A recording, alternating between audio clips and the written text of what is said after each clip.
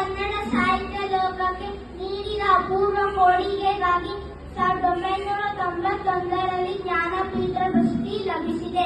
ಇವರ ಪ್ರಮುಖ ಕೃತಿಗಳು ಸಮುದ್ರ ಗೀತೆಗಳು, ಪ್ರಯಾಣ, ಉಗಮ, ಇದ್ದೋಡು, ಸಮರಸವೇ ಜೀವನ, ಜನನಾಯಕ.